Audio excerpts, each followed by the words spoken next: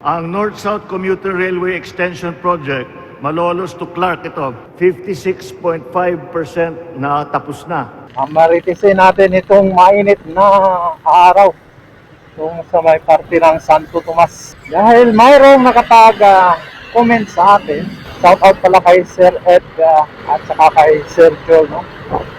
Sabi na yung gantry number 1 ng Santo Tomas ng CP Info, Malolos Clark Railway Project ay naibaba na. Mukhang nililipat na doon sa may papunta ng Minalin o papasok na ng Minalin. Alam niyo, wala talagang solusyon ang traffic kung hindi tayo malipat sa kalsada at mapunta sa mass transit. Kaya tayo naglalagay ng mga subway, naglalagay tayo ng mga tren. Ito po, para naman ay mas madali talaga, wala nang traffic. Kaya pag sumakay ka ng tren, walang traffic. Yun o, napaka sarap ng init ng araw. So ngayon, nandito po tayo sa may bahagi ng MacArthur. Pupuntahan natin yung sa may bahagi ng San. Maritisin natin itong mainit na araw kung sa may parte ng Santo Tomas. Tignan natin kung ano ng development doon. Tingnan natin yung ano. Dahil mayroong nakapag-comment sa atin. Shout out pala kay Sir Ed at saka kay Sir Joel, no? Sabi na yung gantry number 1 ng Santo Tomas ng CP Info, Malolos Clark Railway Project ay naibaba na.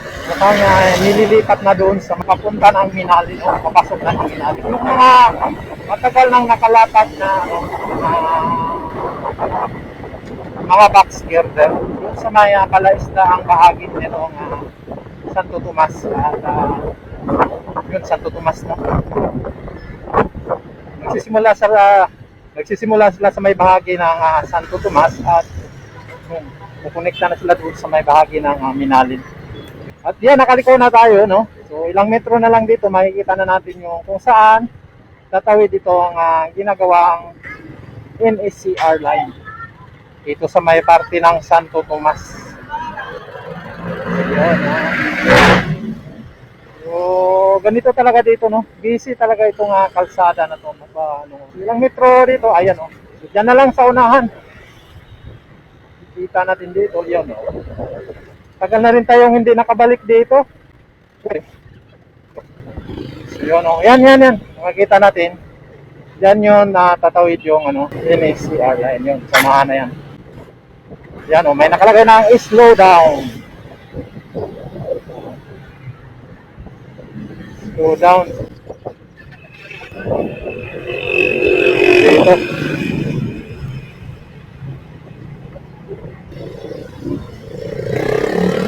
Dito, no? Dito wala na nga. Ayun doon na sa kabila. So yun, wala na nga dito. Yun, no?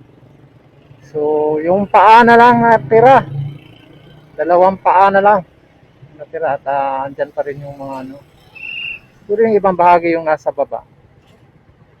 So, wala na yung pinaka beam niya, pinaka main beam. Naibaba na nga nila, no?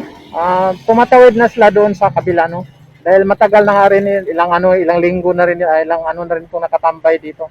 So, tinawid na nila doon sa may bahagi ng papunta na ng Minalin. Yan.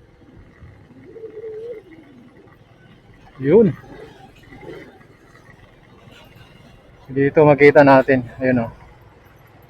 So nakapatong na sa unang poste na itong ginagawang dito sa may bahagi ng yan, papunta ng Minalin. Ano. Hindi ko lang alam kung ano ang siguro itong kuryente. Yan, oh.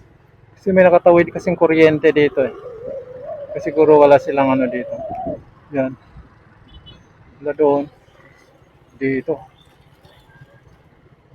So matagal ng nila dyan, no? Matagal na yung mga poste dyan. Papunta na doon sa ginagawa nilang balance cantilever. Salamat pala sa nagbigay ng info sa atin, no? Si Sir Ed at si Sir Julius. Yo!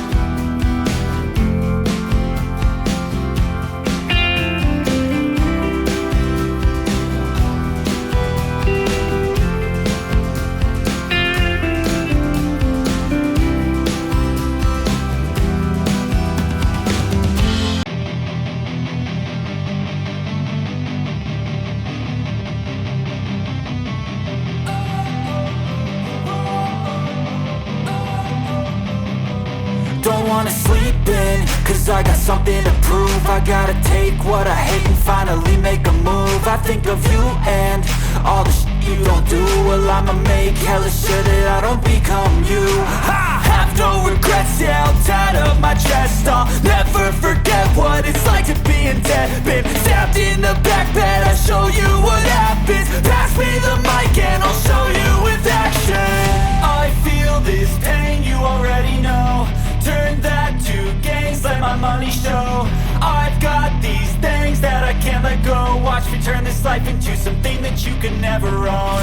I feel this pain, you already know. Turn that to gains, let my money show.